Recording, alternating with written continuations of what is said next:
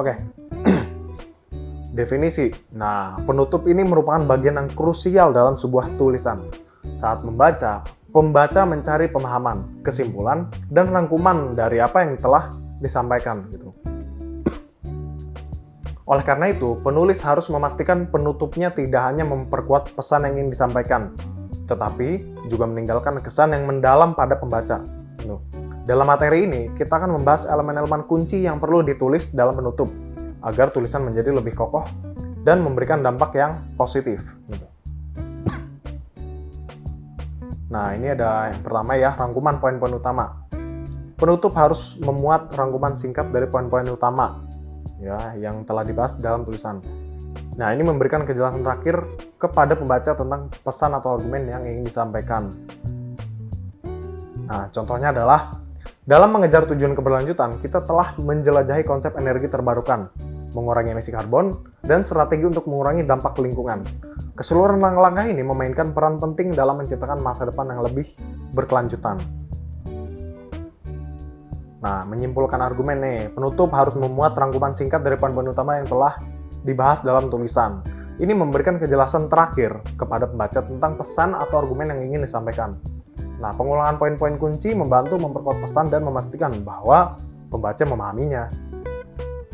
Contohnya adalah dengan mengadopsi energi terbarukan, kita tidak hanya berinvestasi dalam keberlanjutan lingkungan, tetapi juga mengurangi ketergantungan pada bahan bakar fosil yang terbatas. Nah, yang ketiga, menyajikan perspektif baru atau pertanyaan. Untuk mempertahankan ketertarikan pembaca, penulis dapat menyajikan perspektif baru atau menimbulkan pertanyaan yang merangsang pemikiran. Hal ini menciptakan ruang untuk refleksi lebih lanjut atau memotivasi pembaca untuk menjelajahi topik tersebut secara lebih mendalam. Nah, ini contohnya adalah bagaimana kita sebagai individu dapat berkontribusi pada perubahan ini. Adakah langkah-langkah kecil yang dapat kita ambil untuk mendukung keberlanjutannya? Tuh. Nah, yang keempat, mengakhiri dengan pernyataan yang kuat. Penutup harus diakhiri dengan pernyataan yang kuat yang meninggalkan kesan yang langgeng pada pembaca. Pernyataan ini bisa berupa ajakan, ya, atau harapan untuk masa depan, atau pesan penyemangat juga bisa tuh. Ya. Contohnya adalah dengan bersama-sama berkomitmen pada praktik keberlanjutan, kita tidak hanya merayakan pencapaian masa kini, tetapi juga membuka pintu bagi generasi mendatang, ya, untuk menikmati kehidupan yang lebih baik di planet ini. Nah, yang kelima, singkat dan padat. Penutup sebaiknya singkat dan padat. Hindari penambahan informasi baru yang tidak relevan dengan poin-poin utama yang sudah dibahas. Kejelasan dan ketepatan menjadi kunci untuk membuat penutup efektif, gitu ya. Contohnya adalah dalam menyimpulkan, langkah-langkah kecil yang kita ambil hari ini dapat memiliki dampak besar pada masa depan bumi kita. Ya, itu contohnya.